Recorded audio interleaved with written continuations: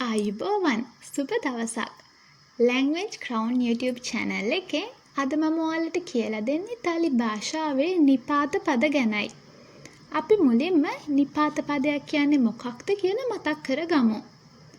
නිපාත පදයක් කියලා කියන්නේ භාෂාවේ පද අතරට එකතු වෙලා අර්ථය පැහැදිලි වනසේ පද සම්බන්ධ කරනු ලබන පදවලට.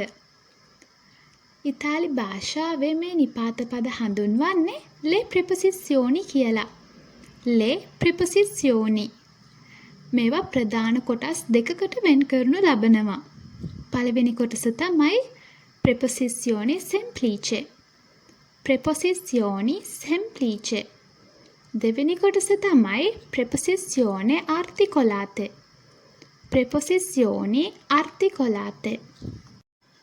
අපි අද කතා කරන්න යන්නේ මේ පළවෙනි කොටස ගැනයි. ඒ කියන්නේ preposizione semplice ගැනයි. මේකේ තේරුම තමයි සරල නිපාත පද. එහෙනම් අපි අපේ පාඩම පටන් ගමු. cominciamo. අද පාඩම මම ඔයාලට පියවර 4ක් යටතේ ඉතාමත් සරල ආකාරයකට කියලා දෙනවා. පළවන පියවර විදිහට ඉතාලි භාෂාවේ නිපාත පද මොනවද කියලා අපි හඳුනා ගන්නවා. දෙවන පියවරේදී ඒ නිපාත පද යොදා ගන්නා අවස්ථා මොනවද කියලා හඳුනා ගන්නවා. තුන්වන පියවර විදිහට අපි ඉගෙන ගත්ත මේ නිපාත පද යොදාගෙන වාක්‍ය හදනවා. අවසාන පියවරේදී අපි ඉගෙන ගත්ත නිපාත පද හොඳින් අපිට අවබෝධ වුණාද කියලා බලන්න පොඩි ටෙස්ට් එකක් කරනවා. හොඳයි, දැන් අපි පළවෙනි පියවර විදිහට ඉතාලි භාෂාවේ නිපාත පද මොනවද කියලා හඳුනා ගමු. පළවෙනි නිපාත පදය තමයි di. di. දෙවෙනි නිපාත පදය තමයි a. තුන්වෙනි නිපාත පදය da. da. හතරවෙනි නිපාත පදය in. පස්වෙනි නිපාත පදය con. හයවෙනි නිපාත පදය su. හත්වෙනි නිපාත පදය per. අටවෙනි නිපාත පදය tra. නවවෙනි නිපාත පදය fra. මේ තමයි ඉතාලි භාෂාවේ නිපාත පද 9. හොඳයි, අපි ආයෙ පාරක් එක දිගට කියාගෙන යමු බලන්න. di, a, da, in, con, su, per, tra, fra. දැන් අපි දන්නවා ඉතාලි භාෂාවේ සරල නිපාත පද 9. අපිට දෙවෙනි පියවරේදී කතා කරන්න තියෙන්නේ මේ නිපාත පද 9 යොදා ගන්නා අවස්ථා පිළිබඳවයි. මේ නිපාත පදවලට නිශ්චිත වූ එක් අදහසක් කියන්න අපිට අමාරුයි. මේවා යෙදෙන වාක්‍ය අනුව ඒ අවස්ථාවලදී විවිධ වූ අර්ථ ඉස්මතු වෙනවා.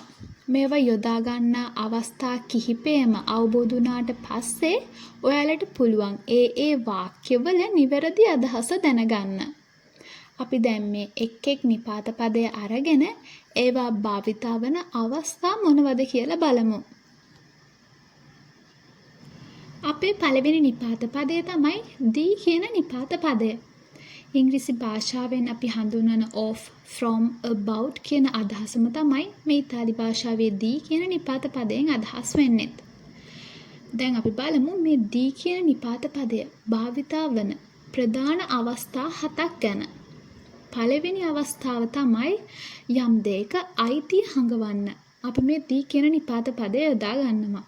දෙවෙනි අවස්ථාව තමයි කොහෙද ඉන්නේ, කොහේ ඉඳන්ද ආවේ කියලා කියද්දිත් අපි මේ di කියන නිපාත පදය භාවිතා කරනවා. di භාවිතා වන තුන්වෙනි අවස්ථාව තමයි යම් දෙයක මාතෘකාවක් ගැන කියද්දී. හතරවෙනි අවස්ථාව තමයි යමක් මොනවයින්ද හදලා තියෙන්නේ කියද්දිත් අපි භාවිතා කරන්නේ මේ di කියන නිපාත පදය. පස්වෙනි අවස්ථාව තමයි යමක් යමකට වඩා කියලා කියන්න ඕන වෙද්දිත් අපි මේ di කියන නිපාත පදය පාවිච්චි කරනවා. හයවෙනි අවස්ථාව තමයි යම් ප්‍රමාණයක් ගැන කියද්දී. හත්වෙනි අවස්ථාව තමයි දවසේ හෝ අවුරුද්දේ නිශ්චිත වේලාවක් ගැන කියන්න ඕන වෙද්දිත් අපි මේ di කියන නිපාත පදය භාවිතා කරනවා. දැන් අපේ ඊළඟ නිපාත පදය තමයි ආ කියන නිපාත පදය. ආ කියන නිපාත පදයේ සරල අදහස ඉංග්‍රීසියෙන් ගත්තොත් in, to, at කියන නිපාත පදවල අදහසම තමයි මේ ආ කියන නිපාත පදයේත් අදහස වෙන්නේ. ප්‍රධාන අවස්ථා තුනකදී මේ ආ කියන නිපාත පදය අපි භාවිතා කරනවා. පළවෙනි අවස්ථාව තමයි යම් ස්ථානයක් ගැන කීමට. දෙවෙනි අවස්ථාව තමයි යම් සිදුවීමක් සිදුවුනේ කවදාද කුමන වෙලාවේද කියලා පවසන්න භාවිතා කරනවා. තුන්වන අවස්ථාව තමයි ඔබ යමෙකුට යමක් දෙනවා කියද්දී මේ නිපාත පදේ භාවිතා කරනවා. අපේ තුන්වෙනි නිපාත පදේ තමයි දා කියන නිපාත පදය. මේ දා කියන නිපාත පදයේ සරල අදහස ඉංග්‍රීසියෙන් කිව්වොත් from, by, seen කියන අදහසම තමයි මේ දා කියන නිපාත පදයේ අදහස වෙන්නේ. මේ දා කියන නිපාත පදයේ භාවිතා වන ප්‍රධාන අවස්ථා 4ක් තියෙනවා. අපි දැන් බලමු මේ අවස්ථා 4 මොනවද කියලා. පළවෙනි අවස්ථාව තමයි යම් ස්ථානයක සිට යනවා කියද්දී. දෙවෙනි අවස්ථාව තමයි යම් පුද්ගලයෙකු වෙත යනවා කියද්දී. තුන්වෙනි අවස්ථාව තමයි තවමත් සිදු වෙමින් පවතින ක්‍රියාවක් ගැන කියද්දීත් අපි මේ දා කියන නිපාත පදය තමයි භාවිතා කරන්නේ. හතරවෙනි අවස්ථාව තමයි උදාසීන වාක්‍ය නියෝජනය කිරීමට මේ දා කියන නිපාත පදය භාවිතා වෙනවා. මෙතනදී මම මේ උදාසීන වාක්‍ය කියලා හඳුන්වන්නේ සිංහල භාෂාවේදී අපි ඉගෙන ගන්න කර්මකාරක වාක්‍යවලට. අපේ හතරවෙනි නිපාත පදය තමයි in. in. මේ in කියන නිපාත පදයේ සරල අදහස ඉංග්‍රීසියෙන් කියද්දී in, at, to කියන නිපාත පදවල අදහසම තමයි මේ නිපාත පදයේ අදහස වෙන්නේ. මේ in කියන නිපාත පදයට භාවිතා වන ප්‍රධාන අවස්ථා 4ක් තියෙනවා. පළවෙනි අවස්ථාව තමයි තැනක තියනවා කියන්න. දෙවෙනි අවස්ථාව තමයි යම් ස්ථානයකට යනවා කියද්දිත් අපි මේ in කියන නිපාත පදය යොදා ගන්නවා. නමුත් මතක තියාගන්න රටවල් සහ කලාපවලට පෙර තමයි මේ in කියන නිපාත පදය යොදන්නේ. තුන්වෙනි අවස්ථාව තමයි යම් ප්‍රවාහන ක්‍රමයක් යොදාගෙන ගමන් කරනවා කියලා කියද්දී. හතරවෙනි අවස්ථාව තමයි දෛනික ක්‍රියාවක් ගැන සාකච්ඡා කිරීමේදීත් අපි මේ in කියන නිපාත පදය තමයි භාවිතා කරන්නේ. අපේ පස්වෙනි නිපාත පදය තමයි con. con. මේ නිපාත පදයේ සරල ඉංග්‍රීසි අදහස වෙන්නේ with කියන අදහස. මේ නිපාත පදයේ භාවිතා වන ප්‍රධාන අවස්ථා දෙකක් තියෙනවා. පළවෙනි අවස්ථාව තමයි යමෙකු සමග යන අදහස ගෙන දෙන්න. දෙවෙනි අවස්ථාව තමයි යමක් කිරීමට භාවිතා කරන උපකරණයක් මෙවලමක් ගැන කියද්දිත් අපි මේ con කියන නිපාත පදය තමයි යොදාගන්නේ. අපේ 6 වෙනි නිපාත පදය තමයි sue. sue. මේ sue කියන නිපාත පදයේ සරල ඉංග්‍රීසි තේරුම තමයි on to, over කියන අදහසම තමයි මේ sue කියන නිපාත පදයනොත් දෙන්නේ. මේ sue කියන නිපාත පදයේ භාවිතා වන ප්‍රධාන අවස්ථා දෙකක් තියෙනවා. ඒ පළවෙනි අවස්ථාව තමයි යමක් වෙනත් දෙයකට ඉහළින් තබා තියෙනවා කියලා කියද්දී අපි මේ sue කියන නිපාත පදේ භාවිතා කරනවා.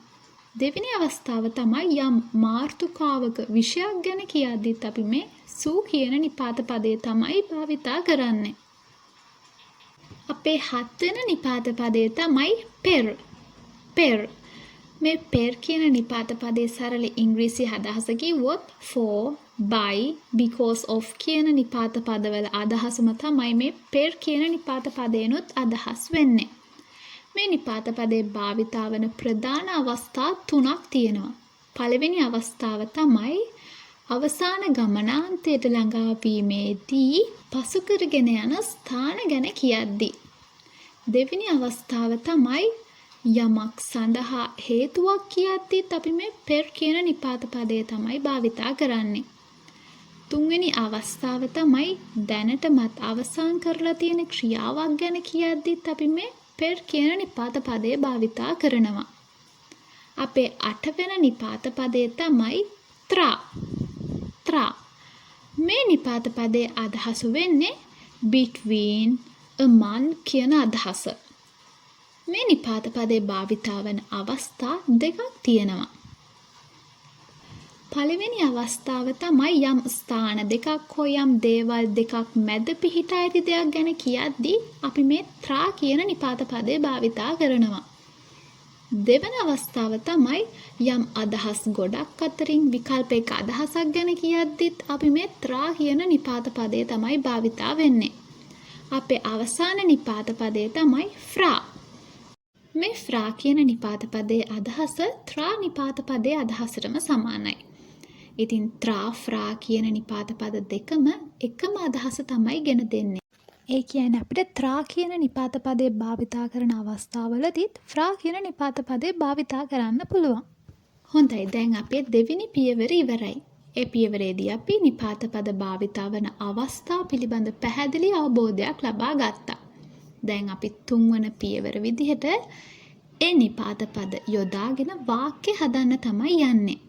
දැන් අපි එක් නිපාත පදය අරගෙන ඒවා භාවිතා වන අවස්ථාවන් අනුව ඒවට උදාහරණ මොනවද කියලා බලමු. අපි ඉගෙන ගත්ත පළවෙනි නිපාත පදය තමයි දී. මේ දී කියන නිපාත පදය ප්‍රධාන අවස්ථා 7කදී භාවිතා වෙනවා කියලා අපි ඉගෙන ගත්තා. ඉතින් මේ අවස්ථා 7ට අනුව අනුපිළිවෙලට උදාහරණ වාක්‍ය 7ක් මම දැන් ඔයාලට කියලා දෙනවා. E una amica di Martina. E una amica di Martina. Martinage යෙහෙලියක්. Mia sorella è di Milano. Mia sorella è di Milano. මගේ සොහොයුරිය ආවේ මිලානෝ සිට. Questo libro parla di tecnologia. Questo libro parla di tecnologia. මේ පොත කතා කරන්නේ තාක්ෂණය ගැන. La casa di legno. La casa di legno. ලී වලින් සැදුණු නිවසක්. Sandra è più alto di Marco. Sandra è più alto di Marco.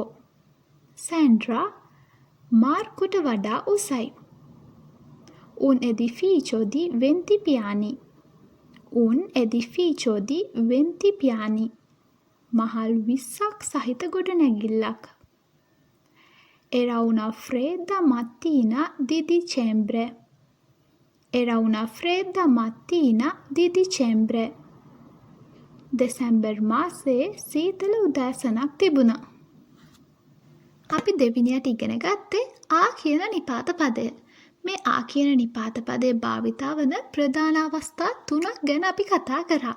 ඉතින් මේ අවස්ථා 3ට අනුව උදාහරණ වාක්‍ය 3ක් දැන් මම ඔයාලට කියලා දෙනවා.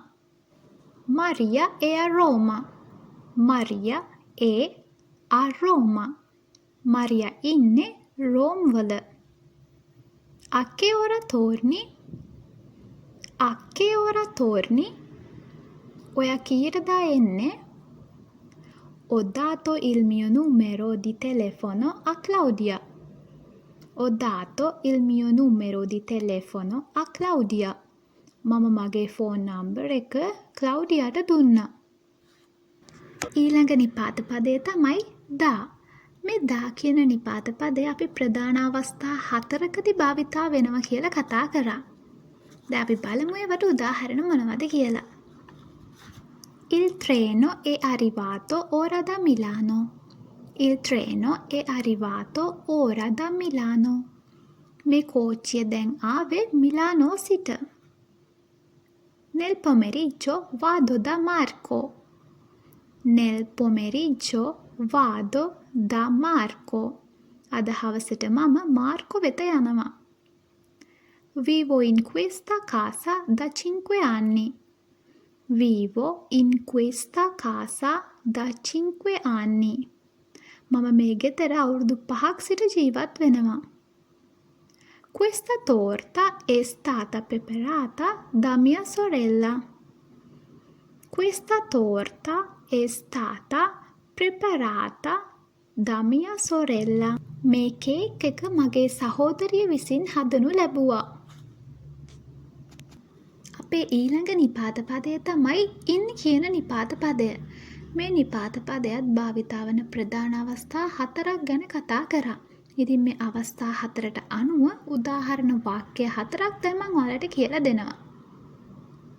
Ti aspetto in macchina. Ti aspetto in macchina. මම ඔයා එනකන් කාර් එක තුල ඉන්නවා. Andremo in vacanza in Sri Lanka. Andremo in vacanza in Sri Lanka. අපි නිවාඩුවට ශ්‍රී ලංකාවට යනවා.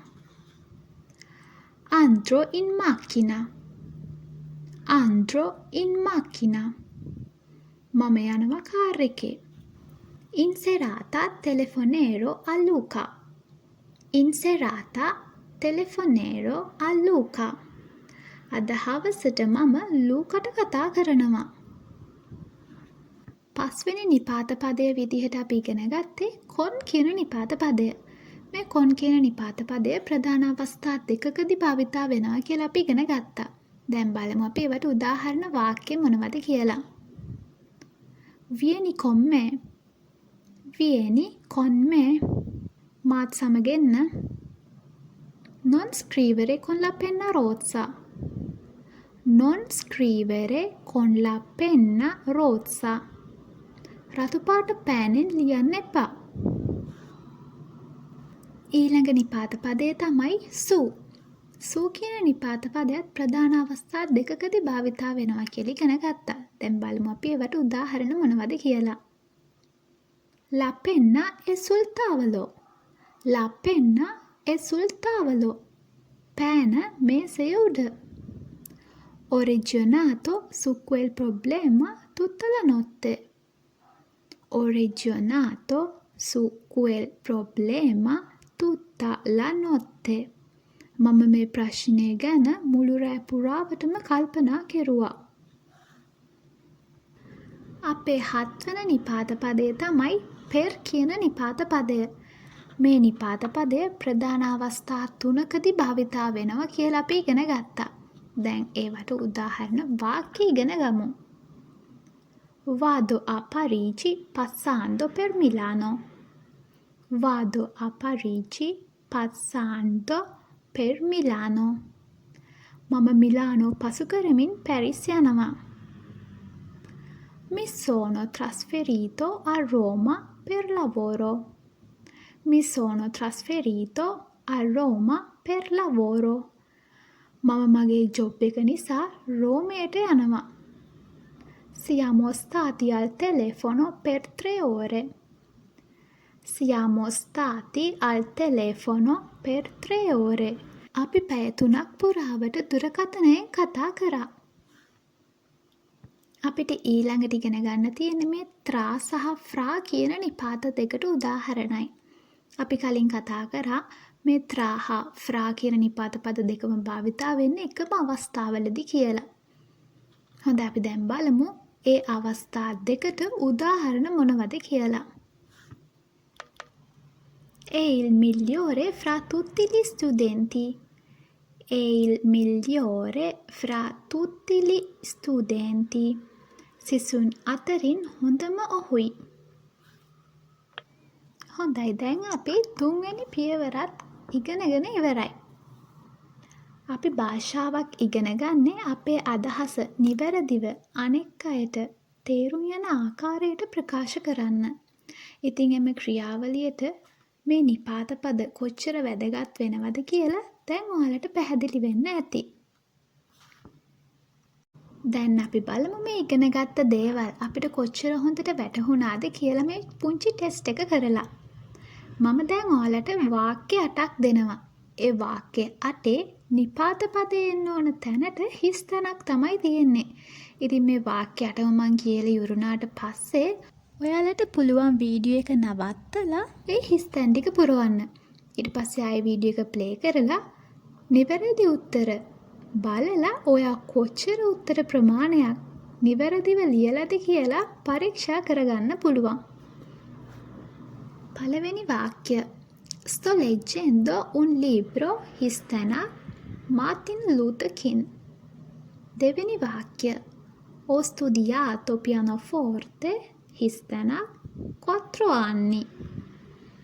තුන්වෙනි වාක්‍ය. Incontreremo i nostri amici Histena un paio d'ore. හතරවෙනි වාක්‍ය. Se andate Histena macchina arriverete prima. පස්වෙනි වාක්‍ය. Domani vado al parco Histena Stefania.